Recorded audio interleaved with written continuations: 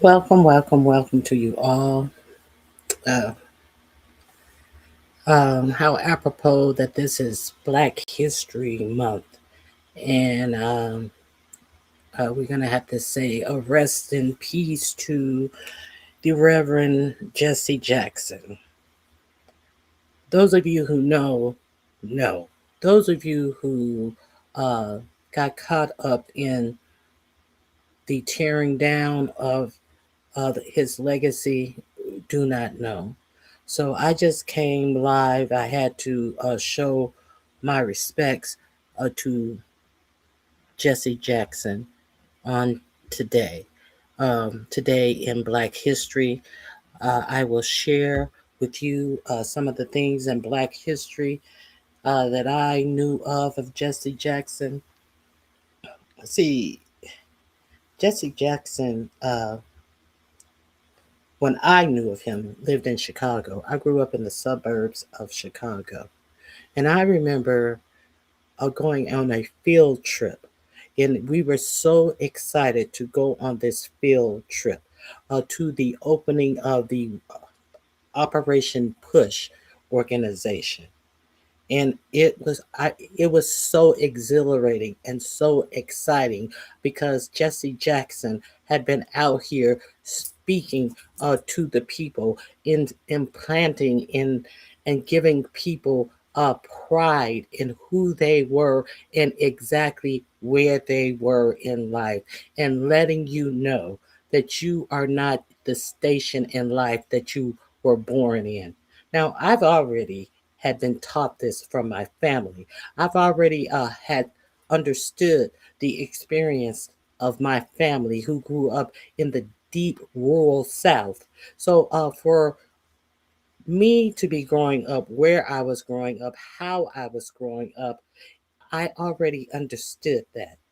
But you don't understand what it is when a nation of people are awakened to that understanding. And I just want to pay respects to Reverend Jessie Jackson for instilling that in so many people.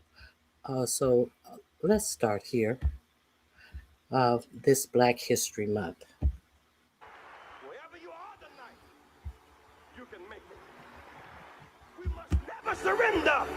America will get better and better. Keep hope alive. Keep hope alive. Keep hope alive. Jessie Jackson in his prime, and that's where we will begin with the words of the civil rights leader and two-time presidential candidate, the Reverend Jessie Jackson. His family says that he died peacefully early this morning, surrounded by those he loved the most. He was 84 and had been ill for quite some time now. Jackson's public life lasted more than 50 years. He worked alongside Dr. Martin Luther King Jr. and founded the Rainbow Push Coalition, whose mission was equality for all. Jackson nearly became the Democratic nominee for president back in 1988. This morning, Dr. King's daughter posted a photo of the two men on X saying only this: both now ancestors. Beautifully said. Ed O'Keefe looks back on Jackson's life and legacy. Ed, good morning to you. Gail, good to see you. Good morning. For decades, Jackson was a powerful and sometimes polarizing voice for change, emerging from the civil rights movement of the 1960s to become a national political figure and champion for marginalized communities across the country. The people must unite to save humanity. The preacher, civil rights activist, and presidential candidate was born in Greenville, South Carolina in 1941. I was born next door to a white church. I could only attend as a janitor. In his 20s, Jessie Jackson gained national attention as an aide to Martin Luther King Jr. and a leader of the Southern Christian Leadership Conference. A shot cracked out from across the street, dropping him to the floor. He was in Memphis on April 4th, 1968, when King was assassinated. The white people's best friend is dead. King's murder sparked tension between Jackson and other civil rights leaders as they struggled over who would lead their movement. Ultimately, Jackson launched his own organizations that later became the Rainbow Push Coalition, still advocating today for black economic and political empowerment. We shall fight this institutional racism wherever we see it. He also became an international hostage negotiator. In 1984, he helped win the release of an American pilot from Syria. Later, he'd broker freedom for Americans held in Cuba, Iraq, and Kosovo. to the White House. His activism and diplomacy buoyed Jackson's first campaign for president in 1984. We do not just need a new president, we need a new direction. Our leaders are talking too little to too many leaders in this world. Jackson ended up placing a stronger than expected third in the Democratic primary. In 1988, his second campaign focused on increasing government spending and U.S. support for the Third World. But he came up short once again. We must never surrender. America will get better and better. After campaign politics, Jackson was a talk show host and was an early supporter, but occasional critic, of Barack Obama's presidential bid, famously photographed in Chicago's Grant Park on election night, 2008. Initially diagnosed with Parkinson's disease, Jackson revealed in 2025 he'd been battling progressive supranuclear palsy, a long-term degenerative brain condition. But his public appearances continued, more as a supporter of a new generation of activists fighting for voting rights, fair housing, and police reform. Echoing this same message, he spent years preaching. And nobody can stop us now. Moving on up. Keep hope alive. Keep hope alive. In a statement this morning, Jackson's family wrote, quote, "Our father was a servant leader, not only to our family, but to the oppressed, the voiceless, and the overlooked around the world. His unwavering belief in justice, equality, and love uplifted millions. And we ask you to honor his memory by continuing the fight for the values he lived by." The family says all public events celebrating Jackson's life will be held in his home city, Chicago.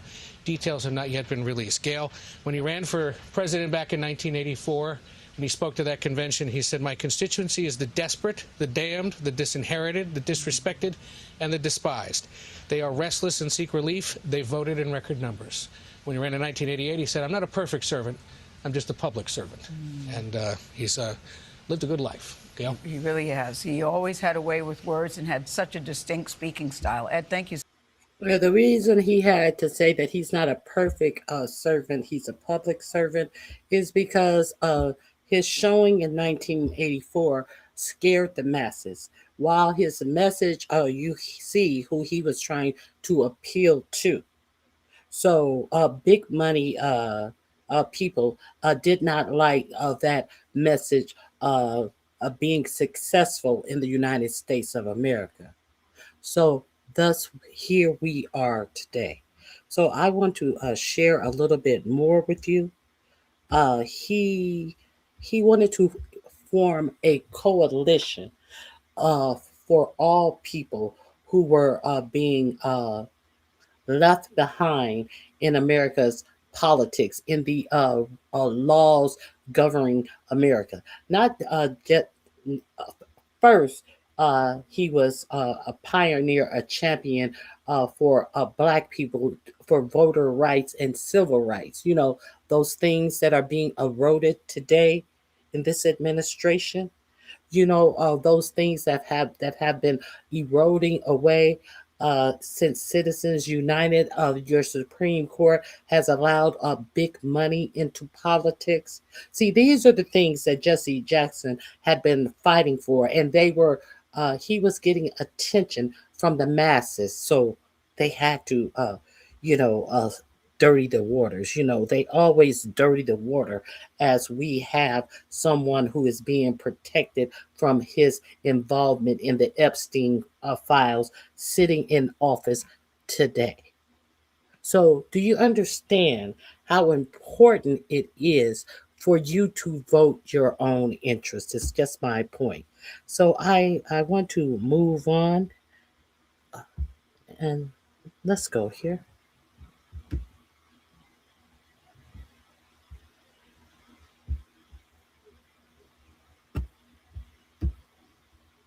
Jessie Jackson and his legacy, of course. So Fox's Mike Tobin has more on what he meant to the city of Atlanta, to the world, and to those who knew him best. So hands together for our leader, the Reverend Jessie Jackson. Civil rights leader, politician, and community activist Jessie Louis Jackson was born October 8, 1941 in Greenville, South Carolina. He met Jacqueline Lavinia Brown. They got married in 1962 and together had 5 children. At that time, in the early 60s, the country was in the throes of the civil rights movement. Will they be able to sit down together at the table of brotherhood? I have a dream. Jackson says he was so inspired by Dr. Martin Luther King, he went to work for him and was with King when he was assassinated in 1968. Actually succeeded Dr. King after King's assassination in 1968 as the premier leader of the civil rights movement. I never stopped serving. In 1971, Jackson founded a group called People United to Save Humanity, or Operation Push. People. If you live in an Illinois zip code, I have apologize zero for the DUIs commercial. in the last 5 years, listen carefully. People alive. People. Jackson ran for the presidency in 1983, but lost the Democratic nomination to Walter Mondale. In a second try in 88, Jackson landed second place in the Democratic primaries, falling short to then Massachusetts Governor Michael Dukakis. He played a significant role in the transition, to some extent, of the civil rights. Walter Mondale and Mike Dukakis, the two of the most milquetoast campaigns in the history of the United States. But someone who is speaking to the needs of the working class, of the underclass, of the people who are going without food and health care.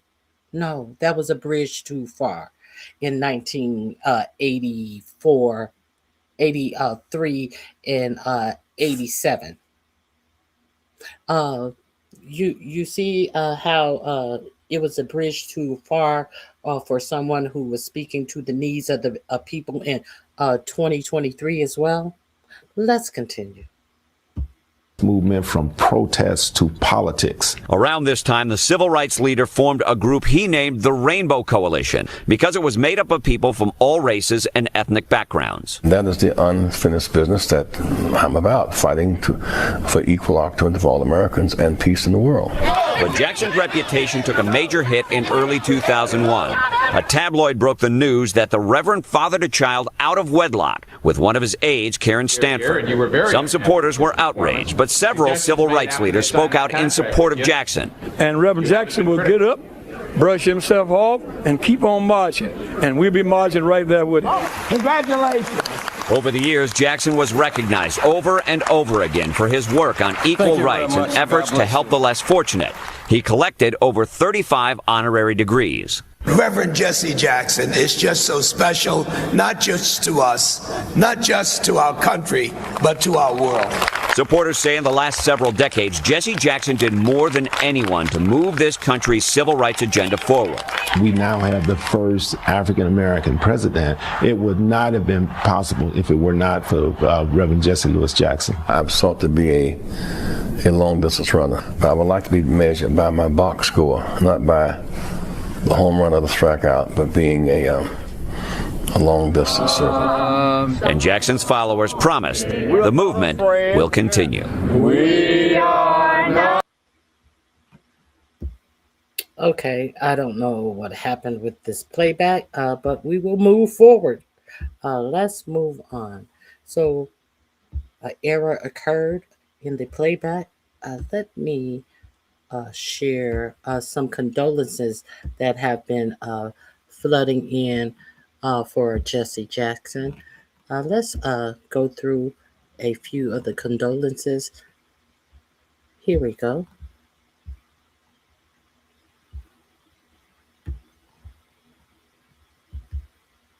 Here are the tributes to the Reverend Jessie Jackson from leaders and activists.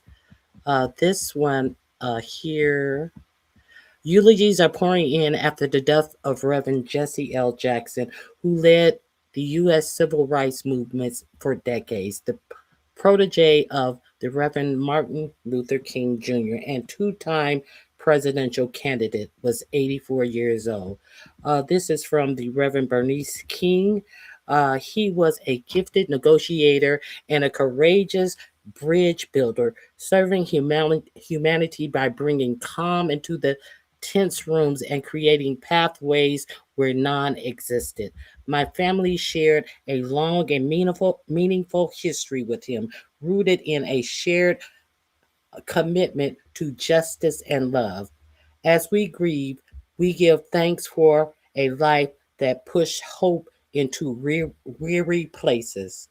That was one of Dr. King's calling cards. Keep hope alive. Keep hope alive. And another one of his famous calling cards was, I am somebody. I am somebody. You would think that that would be instilled in young people, young adults growing up, but it doesn't seem like it is instilled in many people nowadays. It seems like that is a much needed message nowadays. It is much needed that people understand that they are not the sum worth of what people are trying to tear them down to into being. See, you would think you would get that at home from your parents, but parents are different type of parents now. So it would be good if we have another movement where we can lift our own people up to let them believe in themselves that they are somebody, and where they are from doesn't always have to be where they are at in their future. It would be nice. So the Reverend Al Sharpton said, today I lost the man who first called me into purpose when I was just 12 years old, and our nation lost one of the greatest moral voices. The Reverend Jesse Louis Jackson was not simply a civil rights leader, he was a movement unto himself. He carried history in his footsteps and hope in his voice. One of the greatest honors of my life was learning at his side. He reminded me that faith without action is just noise. He taught me that protest must have purpose, that faith must have feet, and that justice is not seasonal, it's a daily work. Okay, former President Barack Obama and Michelle Obama, Reverend Jesse Jackson helped lead some of the most significant movements for change in human history. Reverend Jackson also created opportunities for generations of African Americans and inspired countless more, including us. Michelle got her first glimpse of political organization at the Jackson Jackson's kitchen table when she was a teenager, and in his two historic runs for president, he laid the foundation for my own campaign to the highest office in the land. Okay, President 4547. I knew him well long before he became president. He was a pretty good man. He would no, he didn't know. He was a good man with lots of personality, grit, and street smarts. He was very generous, someone who truly loved people. Jesse was a force of nature like few others before him. That is from President Trump, President Bill and Clinton, and former Secretary of State Hillary Rodham Clinton. We were friends for almost 50 years since we met in 1977 at the 20th anniversary of the inauguration of Little Rock Central High School. Reverend Jackson championed human dignity and helped create opportunities for countless people to live better lives. Through, throughout it, Throughout it all, he kept marching to the music of his conscience, his convictions, and his causes. United Nations Secretary Gerald Altino Gutierrez, the Reverend Jackson lent his powerful voice to the UN to work against racism, against apartheid, and for human rights, including taking part in a number of events here at the UN headquarters. In a statement from the UN spokesperson, Stephanie Dujarric. Bobby Rush.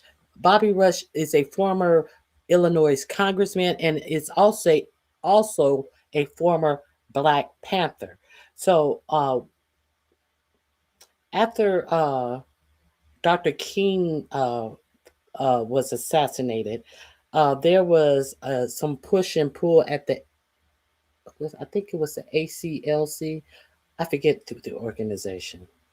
I forget the organization that Jesse Jackson was over. They felt that he was more trying to promote himself, was their argument, and that's when he left to form the Rainbow Push Coalition. And in that coalition, he also was able to bring together Dr. King's coalition and the Black Panther coalition and bring them together because it wasn't about the individuality, it was about getting things done for the people. So Bobby Rush says the Reverend taught me so many things through the enormity of his leadership, his passion, and his endless sacrifices for the least of these. He taught everybody that we are somebody and his spirit will endure forever. So, former Attorney General Eric Holder, as our nation faces the greatest attack to the right to vote since Jim Crow era, Reverend Jackson's life and work remind us that progress does not happen by accident. It requires citizens willing to organize and fight for it. So we see what happens when we don't fight for it. We think we sit back and think that the fight is over. The fight is never over. People are always looking to take something from you that will put them in a better position in every area of life, and that includes your rights in the United States of America. This is from the National Civil Rights Museum.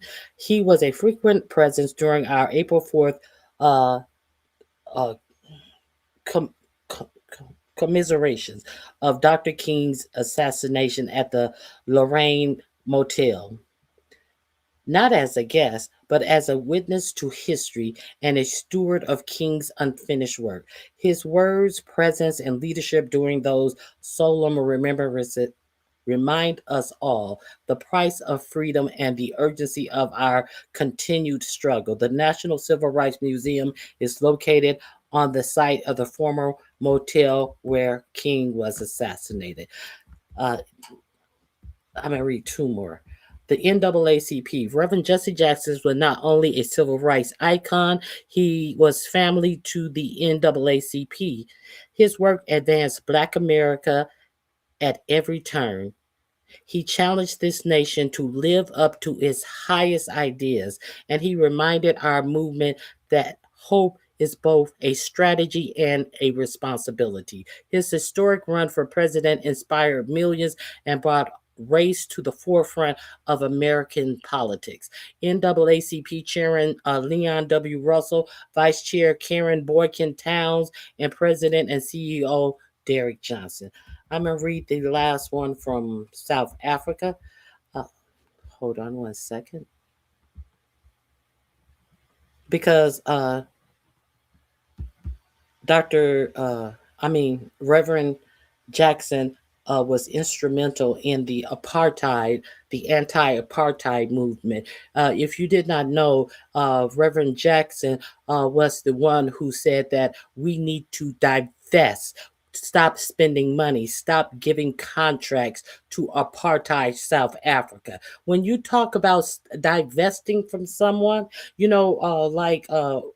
45, 47 said that if anybody in any states start talking about divesting from Israel, the government will not send your whole state federal money. If it's for FEMA, if it's for emergency, you will not get any federal money from this administration if you do the thing that Dr. King successfully did with apartheid South Africa, telling the people to divest, telling people to divest with companies that invest in South Africa. So let's hear what South Africa had to say.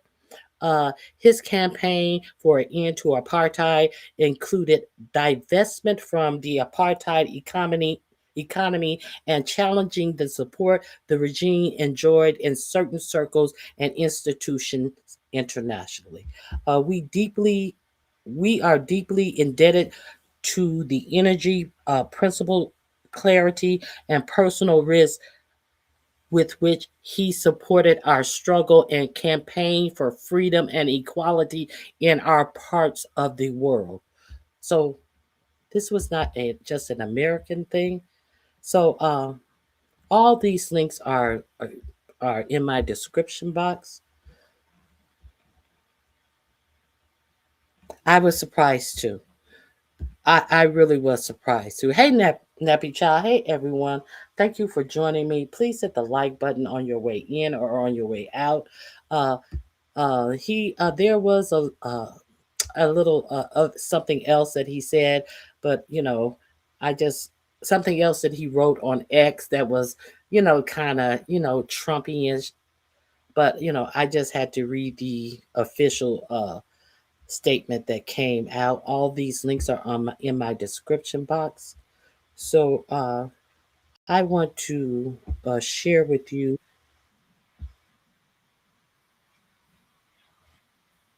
I just want to share with you a couple of more things, and I'm gonna leave you with Jessie Jackson's own words. Let me share this with you.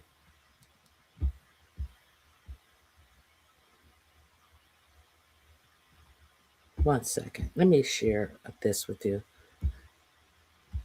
With Bernie Sanders, the importance that, well, before we get to Bernie Sanders, let me share this with you. Here we go.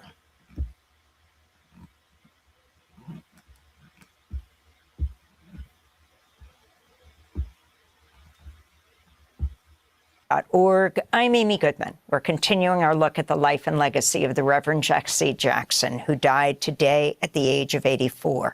A civil rights icon, two-time presidential candidate. We're joined now by two guests. Larry Hamm is a longtime civil rights activist. He's chair of the People's Organization for Progress. He was co-chair of the Jackson for President campaign in New Jersey in 1988. Also a Jackson delegate at the Democratic National Convention then, and the former president of the New Jersey chapter of the Rainbow Coalition. And we're joined by Clarence Lusane, political science professor at Howard University, the director of the International Affairs program there. We welcome. Now, this is where I learned something very important. In his Jessie Jackson's 1988 campaign, up until then, the person who got all of the got the most of the delegate votes used to get all of the delegate votes. But in 1988, when Jessie Jackson ran, he said that people should get whatever percentage of the delegates that they get votes for. As in, if there are 20 delegates in California, and somebody gets nine of the votes, and someone else get 11 of the votes, the person who got 11 of the votes should not get all 20. They should get 11 of the votes, and the person who get 9 should get 9 of the votes. And it has been going that way since then. So even in counting the delegates, he has had an effect on it. Let's continue. You both to Democracy Now! Professor Clarence Lusane, let's begin with you. You woke up this morning with this news of this historic figure having passed, the Reverend Jessie Jackson. Your thoughts on his significance, on his life and legacy? Good morning, Amy, and good morning, Larry, as well. Yeah, my phone has been blowing up with texts from not just people here in the U.S., but from around the world as the news spread. I want to echo what Bernie Sanders said about Jackson's contribution. Jackson's life contributed to making this country more democratic, more inclusive, more fair. What Jackson was able to do was to marry movements, grassroots movements with electoral politics. Prior to the 1980s, a lot of activists who were working on issues from anti-nuclear kinds of concerns to peace issues to civil rights had a kind of sketchy relationship with electoral politics. And Jackson saw that that was a vehicle for being able to bring this country to its principles that it espouses. And so in 84 and in 88, Jackson was doing two things. One was building an electoral movement that would make the Democratic Party and electoral politics more democratic. But at the same time, he was also building a movement outside of that, the National Rainbow Coalition, which picked up the mantle from the civil rights movement and from what Dr. King and others had been doing in the 1960s and brought that into the 1980s and beyond. And his contributions were not just domestic, of course, but also international, not only working with folks who were working around issues like human rights and peace, but just a range of concerns that people had around the world, including, of course, the anti-apartheid movement. And talk about that, especially for young people who aren't so familiar with the movement to take down apartheid in South Africa. And going back to 1966, the March Against Fear in Mississippi. Oh, up through, what was it, 2000 with the fight around Gore and Bush. Yep, the 1966 March Against Fear happened in Mississippi. This was 3 years after King had given his speech at the March on Washington, I Have a Dream speech, and Medgar Evers had been killed. And James Meredith, who was a local activist in Mississippi, started a march. He was shot during that march, but that then galvanized the entire civil rights movement to come to Mississippi. So Jackson was there, King was there, Stokely Carmichael was there. That's where Stokely Carmichael made his famous statement about Black power. And that's important because what we see with Jackson is that he brought together the disparate parts of not only the Black political movement, people who were nationalists, people who consider themselves socialists, people who consider themselves liberals, even Black conservatives. Jackson would galvanize and rally and when he ran in 88 and 84. But Jackson also brought together people outside of the civil rights community and outside of the Black community. And so that was really kind of a turning point. So then we get to 1983, and there's a big celebration of the 20th anniversary of the March on Washington. But it's also a protest against Reagan. Reagan had been elected in 1980 and launched the harshest anti-civil rights presidency to that date. And so Jackson and civil rights leaders and trade unions and others called for this march. And at that march, there had been a grassroots movement growing, and it swelled, Run, Jessie, Run. So this wasn't Jackson just saying, I want to be president. This was a recognition of Jackson's work, his moral and political clarity in that moment. And he launched not only his presidential campaign, which many of us worked on, and Larry was critical in that, Ron Daniels, Jack O'Dell, others, but he also launched the National Rainbow Coalition, and they worked in parallel.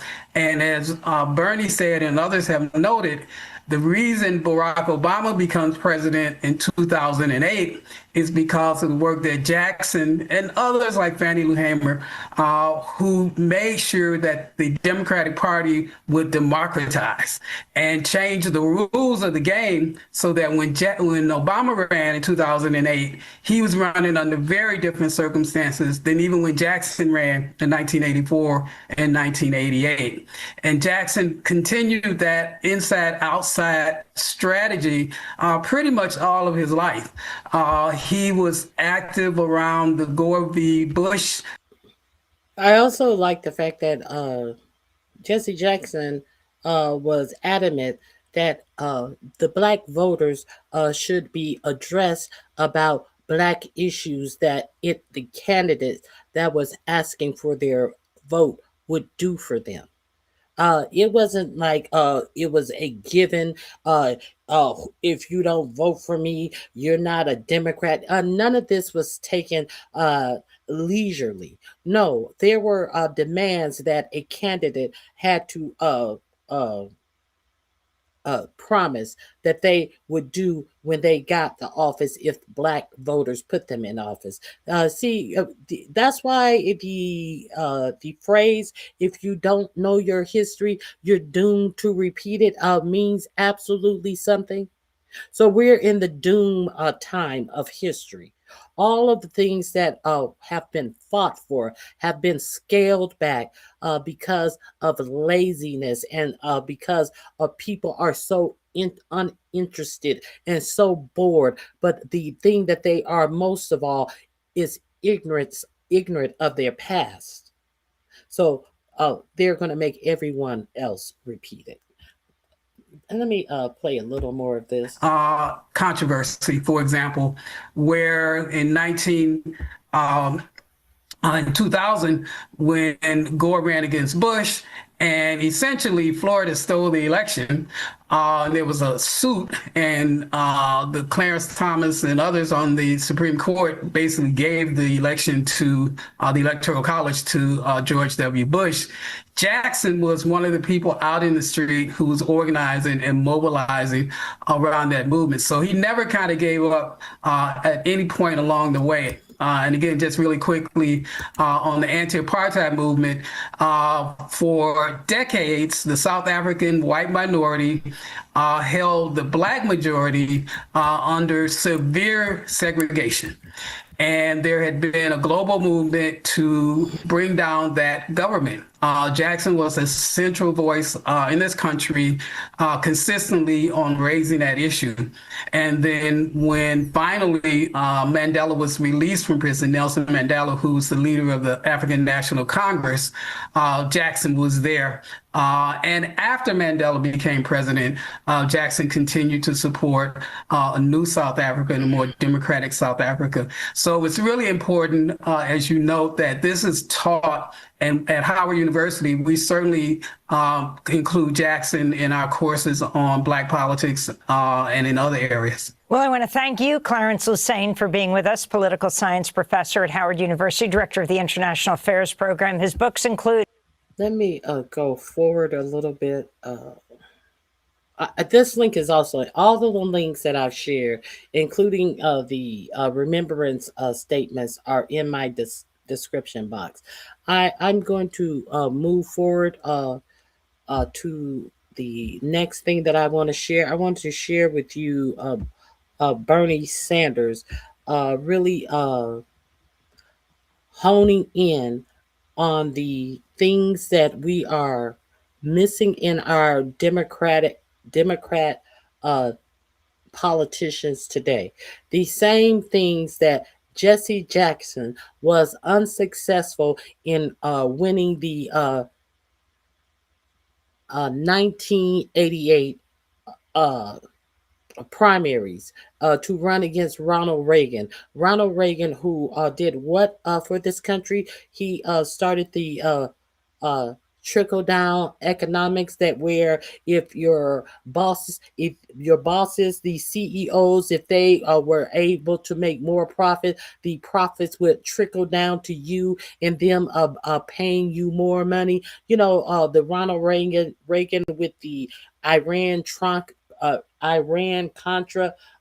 controversy, where there were a whole lot of drugs shipped into the United States, which started the crack cocaine epidemic. So let's see what Jessie Jackson in 1988 was talking about doing for the American people, spending more money on the American people, bringing more American people out of poverty and despair.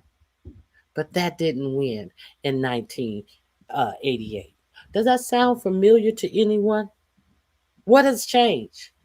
But more people now, more disenfranchised people, will not even look to build a coalition with black people or many black politicians. They want to appeal to people who don't give a damn about them. And then when they start getting their heads bashed in, they want black people to come and rescue them from the politician who told you exactly what they're going to do to you and for you. So let's hear what Bernie Sanders had to say. Let's get into this.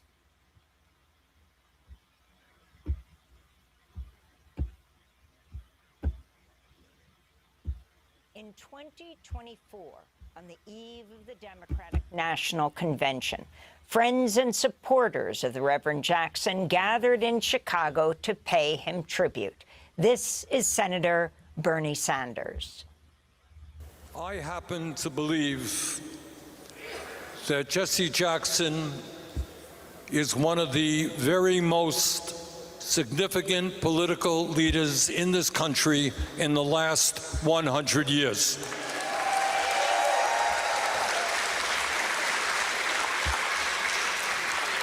And I think sometimes we take for granted all that he has accomplished and the walls that he has broken down. Today, when people say, you know, black and white and Latino and Asian American and Native American and gay and straight have got to stand together, people were not talking like that 30 or 40 years ago. And I will never forget one of the most beautiful photographs I have ever seen. You all recall the Reverend Jackson standing on a bale of hay in Iowa. Anybody remember that? Surrounded by white farmers. How are those white farmers doing in 2026? How were those white farmers doing in 2025? If you don't know your history, you are doomed to repeat it to your own detriment. And the point that he was making there, which was a point people were not making in America at that time, is that the people who were destroying the corporate forces that were destroying family-based agriculture for white farmers in Iowa were exactly the same people who were exploiting black workers and Latino workers. And back in 84 or 88, that was a pretty profound statement. So I'm not going to list for you the achievements of Jessie Jackson. You know how often he has ended up in jail fighting against racism and segregation. You know how many countless, probably hundreds and hundreds of demonstrations he has led. How many of these suffering farmers that you've seen waiting for a bailout, how many of them told you that they voted for 45, 47? Think of it. Think of it. What's more important, your racism or living a good, a productive, a prosperous life? You can't have it if you vote your interests. In every part of this country. You all know his work with Dr. King, his historic and enormously important work. But Jessie's contribution to modern history is not just bringing us together, it is bringing us together around a progressive agenda. So let us be crystal clear. There would not have been, in my view, a Barack Obama in 2008 without Jessie Jackson. There would not have been a Vice President Kamala Harris in 2020 without Jessie Jackson.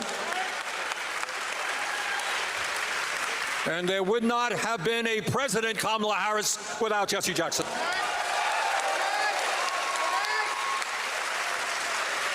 You know, when I ran for president in 2016, I talked about Medicare for all and health care as a human right. Well, guess what? Jesse Jackson was there 30 years before I was. 30 years ago, he was talking about health care as a human right and universal health care. 30 years ago, he was talking about profoundly changing our national priorities, taking care of our kids, not giving tax breaks to billionaires. Jesse Jackson, 30 years ago. When he came to Burlington, Vermont, we took him to a child care center. He understood that in the richest country on earth, you don't turn your backs on the children or turn your backs on the elderly or turn your backs on the working class of this country. So I have known Jesse Jackson and his family for many, many decades, and it has been one of the honors of my life. He is a hero of mine, proud to call him and his family friends. This, ladies and gentlemen, is one of the great heroes of American society. Thank you all very much. Senator Bernie Sanders speaking in 2024 at an event in Chicago on the eve of the Democratic National Convention honoring the Reverend Jesse Jackson, who died today at the age of 84. In 1988, Sanders endorsed Jackson for president. At the time, he was mayor of Burlington, Vermont. Thanks for watching Democracy Now! On YouTube. Subscribe to the channel. So if you didn't know that, now you know. This is the last thing I'm going to share with you. This is Jesse Jackson speaking at the Democratic National Convention in 1988. It is very powerful. Let me share this with you.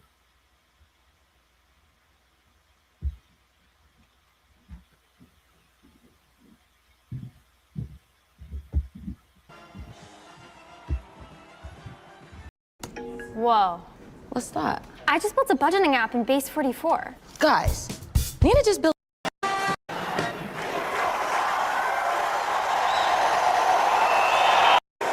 And you.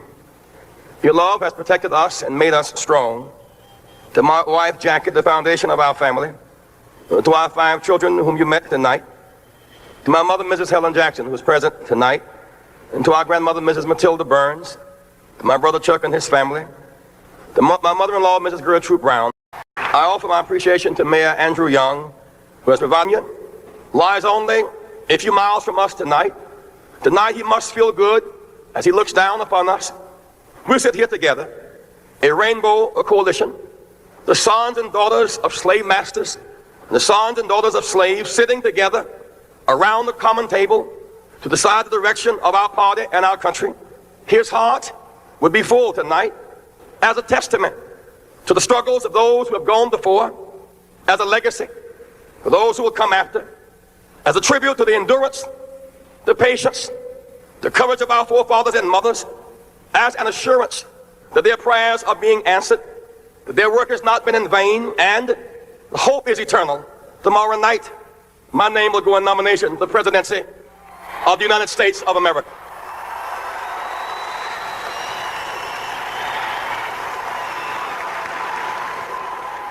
We meet tonight at the crossroads, a point of decision. Shall we expand, be inclusive, find unity and power, or suffer division and impotence? We come to Atlanta, the cradle of the Old South, the crucible of the New South. Tonight there is a sense of celebration because we are moved, fundamentally moved from racial battlegrounds by law to economic common ground. Tomorrow we'll challenge to move to higher ground, common ground. Think of Jerusalem, the intersection where many trails met, a small village that became the birthplace for 3 great religions, Judaism, Christianity, and Islam. Why was this village so blessed? Because it provided a crossroads where different people met, different cultures, different civilizations could meet and find common ground. When people come together, flowers always flourish. The air is rich with the aroma of a new spring. Take New York, the dynamic metropolis. What makes New York so special is the invitation at the Statue of Liberty. Give me your tired, your poor, your huddled masses who yearn to breathe free, not restricted to English only. Many people many cultures, many languages, with one thing in common: the yearn to breathe free, common ground. Tonight in Atlanta,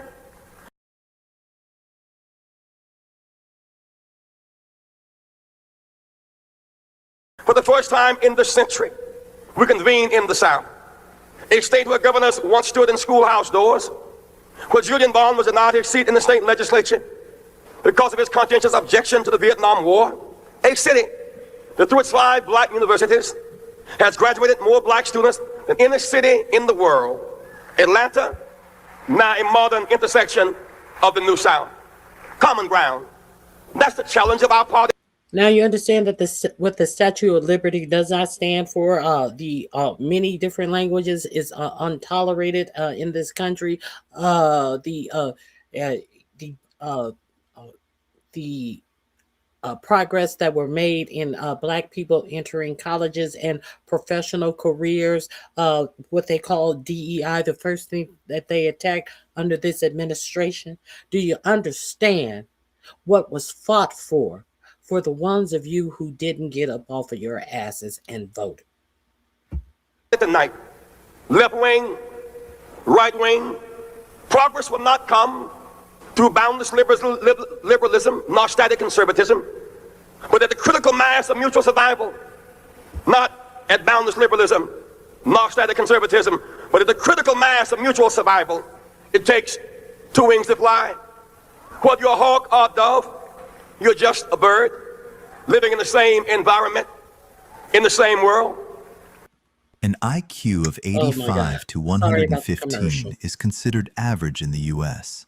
And the Bible teaches that when lions and lambs lie down together, none will be afraid, and there will be peace in the valley. It sounds impossible. Lions eat lambs. Lambs sensibly flee from lions. Yet even lions and lambs find common ground. Why? Because neither lion nor lambs want the forest to catch on fire. Neither lions nor lambs want acid rain to fall. Neither lions nor lambs can survive nuclear war. If lions and lambs can find common ground, surely we can as well as civilized people.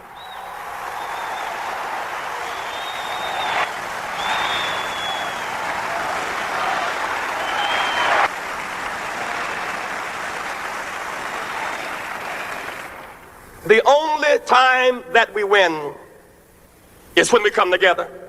In 1960, John Kennedy, the late John Kennedy, beat Richard Nixon by only 112,000 votes.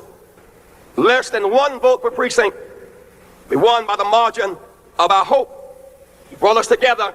He reached out. He had the courage to defy his advisors and inquire about Dr. King's jailing in Albany, Georgia. We won by the margin of our hope, inspired by courageous leadership. In 1964, Lyndon Johnson brought both wings together, the thesis, the antithesis, and the creative synthesis, and together we won. In 1976, Jimmy Carter unified us again, and we won.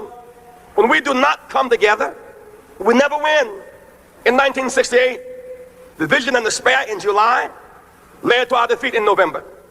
In 1980, rancor in the spring and the summer led to Reagan in the fall. When we divide, we cannot win. We must find common ground as a basis for survival and development and change and growth.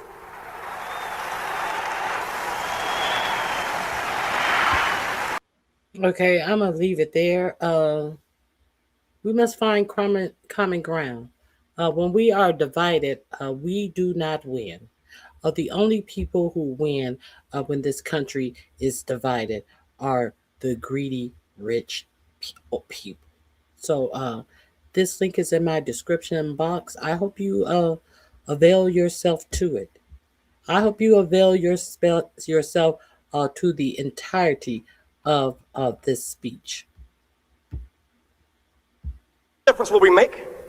Leadership cannot just go along to get along. We must do more than change presidents. We must change direction. Leadership must face the moral challenge of our day. The nuclear war, build up is irrational. Strong leadership cannot desire to look tough and let that stand in the way of the pursuit of peace.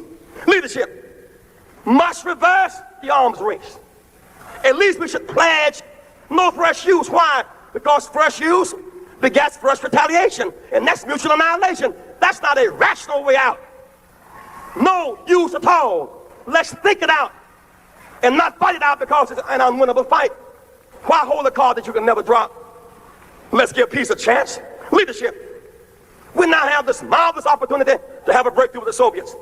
Last year, 200,000 Americans visited the Soviet Union. There's a chance for joint ventures in the space. Not Star Wars and war arms escalation, but a space defense initiative. Let's build in the space together and demilitarize the heavens. There's a way out. America, let us expand. When Mr. Reagan and Mr. Gorbachev met, it was a big meeting. They represented together 1/8 of the human race. Of doctors who are concerned more about public health than private wealth. Dream of lawyers more concerned about justice and a judgeship. Dream of preachers who are concerned more about profits than profiteering. Dream on the high road with sound values. And then America, as we go forth to September, October, November, and then beyond, America must never surrender to a high moral challenge. Do not surrender to drugs. The best drug policy is a no first use. Don't surrender with needles and cynicism. Let's have no first use on the one hand, or clinics on the other. Never surrender, young America. Go forward. America must never surrender to malnutrition.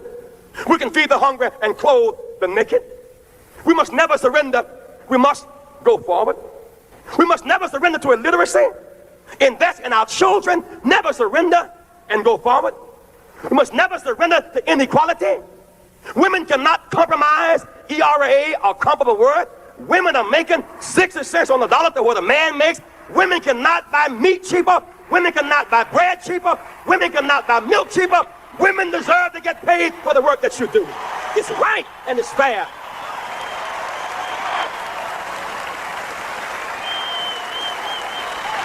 Don't surrender, my friends.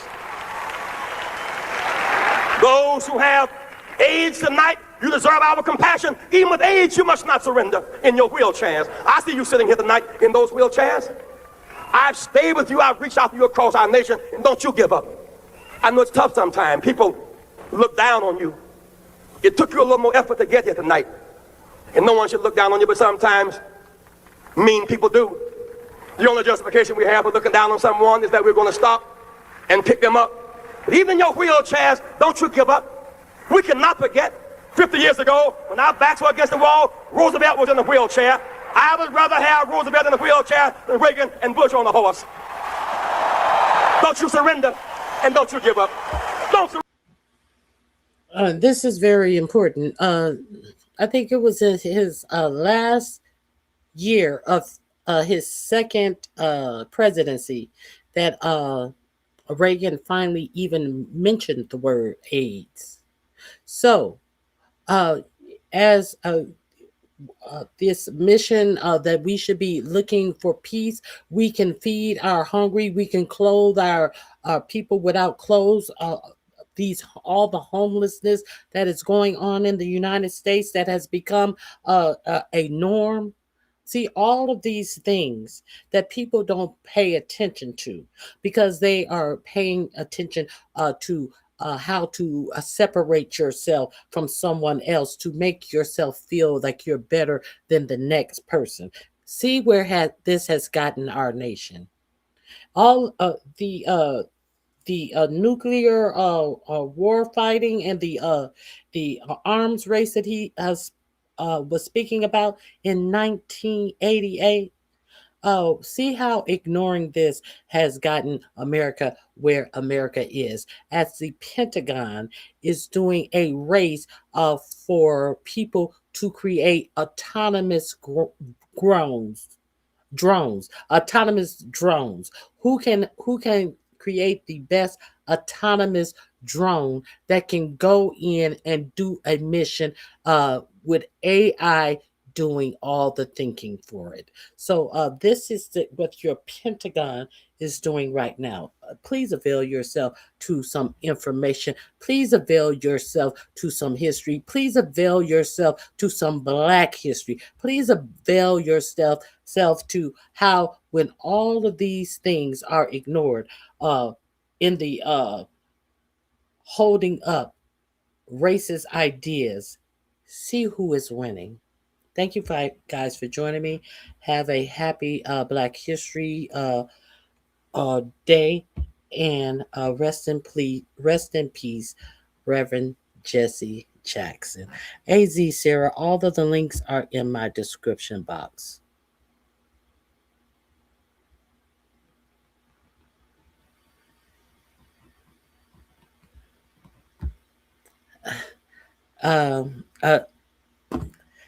Leonard, that's why I went through and I pulled. A lot of people don't know a lot of certain information. A lot of people don't know the information because what information do they want to put out about any Black politician who is really saying something that is speaking to you and to uplift you and telling you how they will uplift you. What do? They sully that person. And the only thing that you remember of, oh, he was this, he was that, he was this, he was that. But I just wanted to give you the totality of the man who always had the calling of keep hope alive. I am somebody. See, this is the thing. These are the things that they want you to forget that you are somebody. And once you understand and you know that you are somebody, you're not going to fall for the bullshit. And that message was not just to Black people, it was to all disenfranchised people in the United States. So, check out the entirety of the speech, Leonard, and we'll talk tomorrow, all right? I got to run right now. Thank you guys for showing up. Please hit the like button. I'm sorry I couldn't stay for the whole speech, but I dropped the whole speech for you. I hope you guys have a great remainder of your night. All right, I'm out of here. Bye-bye.